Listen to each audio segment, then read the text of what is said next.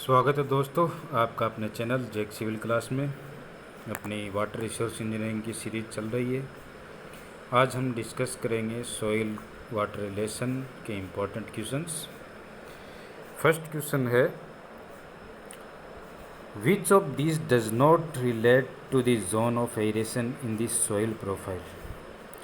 इसमें पूछ रहा है कि गिवन ऑप्शन में कौन सा आपके जो सॉइल का जोन होता है एरेशन का उसमें रिलेट नहीं करता। तो इस क्वेश्चन का आपका जो करेक्ट आंसर रहेगा वो रहेगा ऑप्शन ए, सैचुरेशन जोन। चलिए इसको अपन डायग्राम से देखते हैं।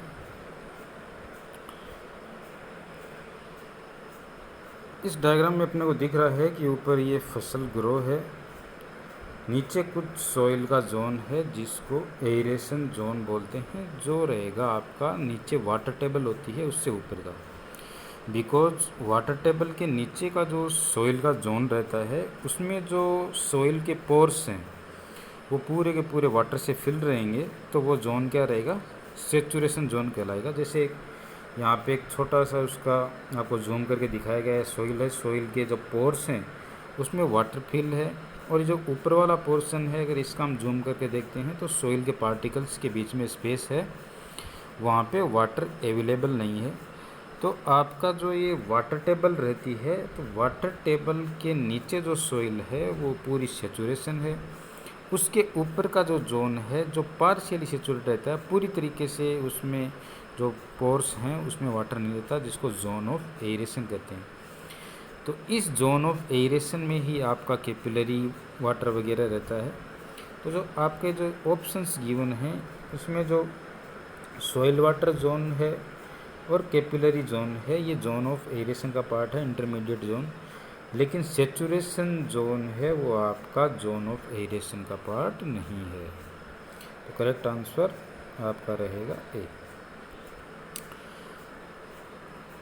Second question, the amount of water retained in soil which after saturation is allowed drain freely is termed as.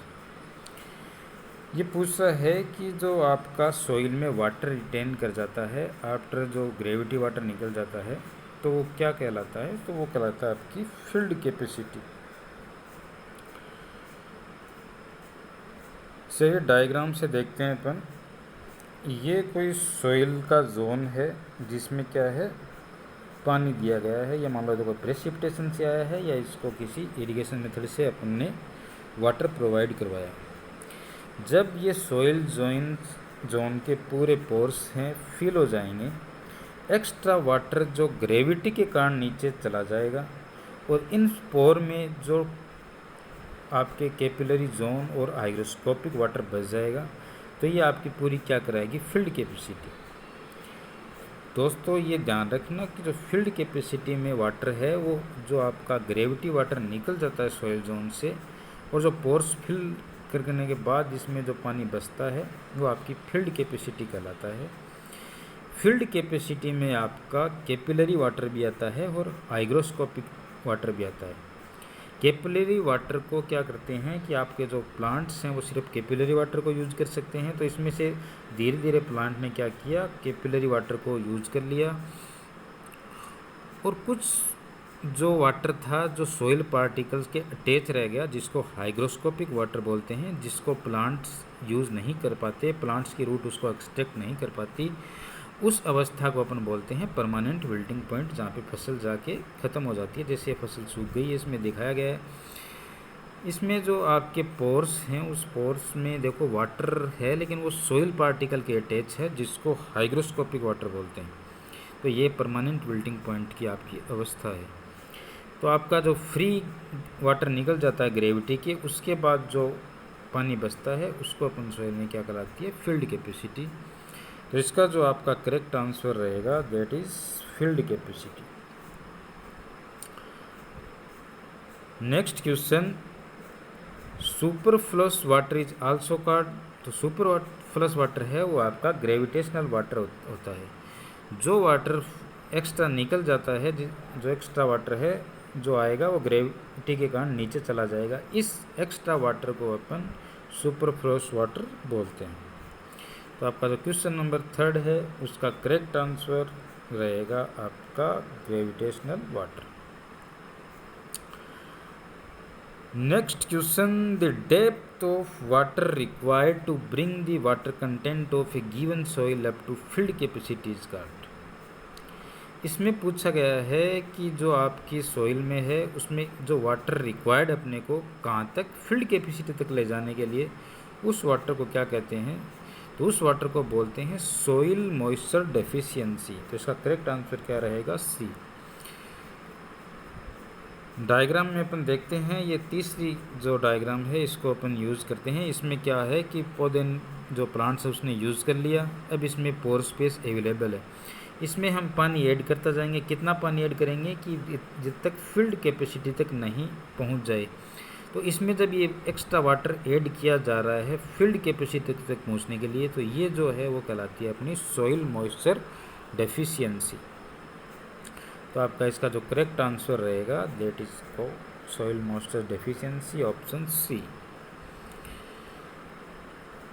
Next question, combined use of surface and subsurface water in judicious manner to drive maximum benefit is termed as. इस सवाल में पूछा गया है कि अगर आप surface water और सब सरफेस वाटर को यूज़ कर रहे हैं मैक्सिमम बेनिफिट के लिए, तो उसको बोलते हैं कंजक्टिव यूज ऑफ वाटर। तो दैट इज अपना पर्टिकुलर आंसर है, that is a conjunctive use of water. Question number 6, the maximum quantity of water that can be guaranteed during a critical dry period is called the following। इस सवाल में पूछा गया है कि जो आप मैक्सिमम क्वांटिटी प्रोवाइड कर सकते हैं क्रिटिकल ड्राई पीरियड में, उसको क्या बोलते हैं। तो इसका करेक्ट जो आंसर रहेगा that is called safe yield. अगर आपका क्रिटिकल ड्राई पीरियड में मैक्सिमम क्वांटिटी से एक्स्ट्रा जो वाटर रहेगा उसको बोलते हैं अपन सेकेंडरी यील्ड, और इन दोनों का एवरेज कहलाता है एवरेज यील्ड। इस क्वेश्चन का आप आंसर रहेगा safe yield, option C. Next question, what is the first step in soil preparation before sowing of seeds. Soil preparation की जो फर्स्ट स्टेप होती है, आपके जो बीज आप खेतों में डालते हैं या बीज बोए जाते हैं, उससे पहले उसको क्या कहा जाता है, तो उस स्टेप को अपन बोलते हैं ploughing. Correct answer B. The diagram shows the process of ploughing. इस डायग्राम में जो दिखा रखा है कि ये ट्रैक्टर हैं जो फसल को बीज डालने से पहले प्लोइंग करते हैं। बिकॉज इसके बेनिफिट ये होता है कि प्लोइंग करने से आपकी कैपिलरी सॉइल की टूट जाती हैं, तो उसमें जो आपने पहले पानी दिया है या बारिश से जो पानी मिला है वो कुछ दिन तक रिटेन हो सके, बीज डालने के पास उस पौधा उसको यूज कर सके। तो ये जो प्रोसेस है बीज डालने से पहले, ये कहलाती है प्लोइंग।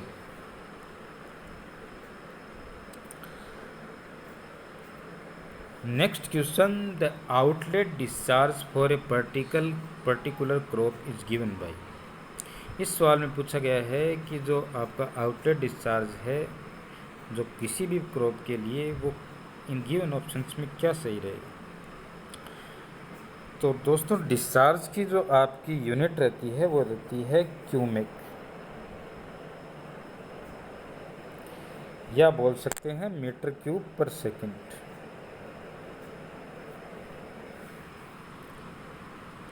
अब अगर ऑप्शन ए देखें, ऑप्शन ए में दे रखा है एरिया अपॉन आउटलेट फैक्टर,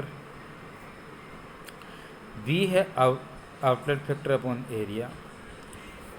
तो जो इसका ऑप्शन रहेगा ए, वो क्या रहेगा correct answer, area upon outlet factor.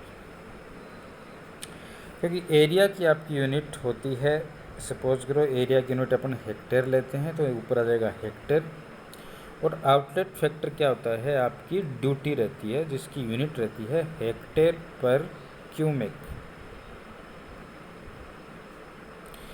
अब ये हेक्टर सेक्टर कैंसिल कर जाएगा और क्यूमेक ऊपर चला जाएगा, तो आपका जो ऑप्शन ए है वो करेक्ट हो जाएगा। तो आपका जो आउटलेट डिस्चार्ज है वो पर्टिकुलर क्रॉप के लिए होता है एरिया अपॉन आउटलेट फैक्टर या area upon duty. Outlet factor को अपन ड्यूटी भी बोलते हैं। Question number 9, in general the height of capillary fringe varies from. इसमें पूछा है कि जनरली जो आपकी हाइट ऑफ कैपिलरी फ्रिंज होती है वो कहाँ से कहाँ तक वेरी करती है। तो इस क्वेश्चन का जो करेक्ट आंसर रहेगा वो रहेगा सी, 1 मीटर टू 1.5 मीटर, यानी 1 से 1.5 मीटर तक आपका कैपिलरी फ्रिंज रहता है। डायग्राम से देखते हैं हम। ये आपका जो ऊपर है जोन है वो है जोन ऑफ एरेशन, और जो वाटर टेबल के नीचे का है वो कहलाता है आपका जोन ऑफ सेचुरेशन, जो अपन ने पहले देखा। ये जो आपका वाटर टेबल है सेचुरेशन जोन से, इसके ऊपर का कुछ पार्ट में आपकी कैपिलरी एक्शन से कैपिलरी वाटर ऊपर चला जाता है। जो आप जिस एरिया तक जाता है उसको अपन बोलते हैं कैपिलरी फ्रिंज, जो ये दिखाया गया है। तो ये जनरली आपका 1 से 1.5 मीटर रहता है, 1 to 1.5 मीटर। अगर ये आपका कैपिलरी फ्रिंज ऊपर तक जोन ऑफ एरेशन में चला जाता है और जो रूट जोन है उसके पास आ जाता है, इसकी पर्टिकुलर एयर सप्लाई है वो रूट जोन में बंद हो जाती है, उसको अपन बोलते हैं वाटर लॉगिंग। तो जो आपकी कैपिलरी फ्रिंज है उसकी आपकी जो हाइट रहेगी वो रहेगी 1 to 1.5 मीटर। तो आपका करेक्ट आंसर रहेगा C.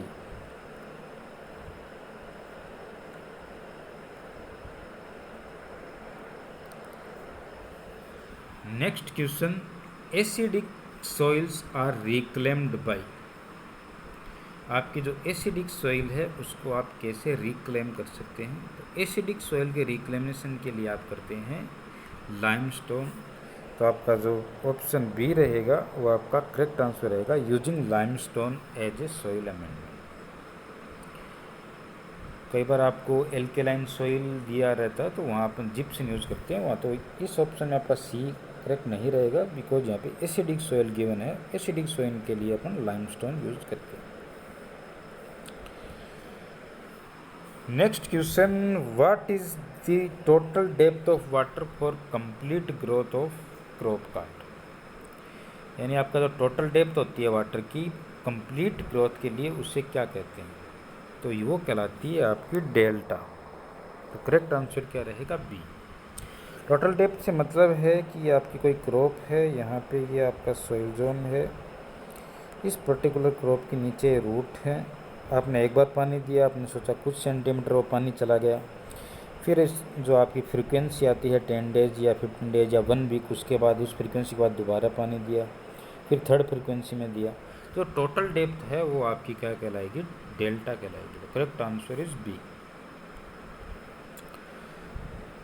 Next question, what is called as the percentage of CCA irrigated at a time in one crop season. इस सवाल में पूछा गया है कि आपका जो पर्टिकुलर कल्चरेबल कमांड और एरिया होता है यहाँ पे CCA, उसका कुछ परसेंटेज अगर उसको इरीगेटेड करते हैं तो वो इंटेंसिटी ऑफ इरीगेशन कहलाती है। इसको चलो एक डायग्राम से समझते हैं कि ये आपकी कोई रिवर फ्लो कर रही है, इस रिवर के आगे अपन ने ये कोई डाइवर्जन एडवर्क बना के इसको अपने क्या किया, केनाल इससे निकाल लिए, पर्टिकुलर कोई केनाल आ गई, ये मेन केनाल से अपन ने ब्रांच केनाल निकाल ली। सपोज करो इस ब्रांच केनाल का जो इरिगेशन का पार्ट है आपका, ये कोई एरिया लेते हैं अपन, एरिया कि ये जो मेन केनाल है इससे और दूसरी केनाल जाएंगी, ऐसे करके इस केनाल का नेटवर्क है, ये इतना एरिया इरीगेटेड करती है। तो ये जो आपका टोटल एरिया है, ये टोटल एरिया कहलाता है ग्रॉस कमांड एरिया, जिसको अपन बोलते हैं GCA। तो ये जो आपका ग्रॉस कमांड एरिया है ये टोटल एरिया कहलाएगा जो कोई केनाल इरीगेट कर सकती है। अब सपोज करो इस एरिया में कोई ऐसी चीज़ें हैं जहाँ पे आप इरिगेशन नहीं कर सकते, खेती नहीं कर सकते। सपोज करो इसमें से कोई हाईवे निकल गया, इसमें कोई ट्रेन जा रही है, कोई पॉन्ड है, विलेज है, तो ये एरिया अगर अपन ग्रॉस कमांड एरिया से माइनस कर देते हैं तो आपका क्या कराएगा, CCA कराएगा, कल्चरेबल कल्टीवेटेड एरिया या culturable command area. Gross command area total area, उसमें से जहाँ पे इरिगेशन नहीं किया जा सकता वो माइनस करके अपन क्या कर देते हैं, कल्चरेबल कल्टीवेटेड एरिया कर देते हैं। कई टाइम ये होता है कि अपन जो कल्चरेबल कल्टीवेटेड एरिया CCA वो भी पूरी तरीके से इरिगेशन नहीं करते हैं, कुछ पार्ट उसको ऐसे ही छोड़ देते हैं पर्टिकुलर। या तो वहाँ पे जो फार्मर्स होते हैं वो अपने कैटल्स होते हैं, मवेशी होते हैं, उनको रखते हैं या उनके चारे के लिए छोड़ देते हैं, या कोई और भी रीजन से सपोज करो किसी ने अपना इरिगेशन नहीं किया या कुछ भी। तो अगर इसमें से अपन एक छोटा फील्ड निकालें, सपोज करो ये था इसका या CCA था, इस CCA में ये कोई फील्ड था, ये इतना आपने छोड़ दिया, सपोज करो 25% छोड़ दिया और 75% पे इरिगेशन कर दिया, तो इसकी जो फ्रीक्वेंसी होगी वो कहलाएगी 75%। तो यही इसमें बोला गया है कि what is called as the percentage of CCA irrigated at a time in one crop season, तो that is called intensity of irrigation. The correct answer is D. Next question, which type of area is large in quantity compare to other. Option में पूछा गया है कि जो given option है उसमें से कौन सा एरिया लार्ज क्वांटिटी होगा, GCA, CCA या कल्चरेबल कल्टीवेटेड एरिया, अनकल्टीवेटेड एरिया। तो अपन ने अभी देखा कि जो होल एरिया होता है कोई कैनाल इरीगेट कर सकती है, that is called gross command area. तो इसका करेक्ट आंसर रहेगा ए।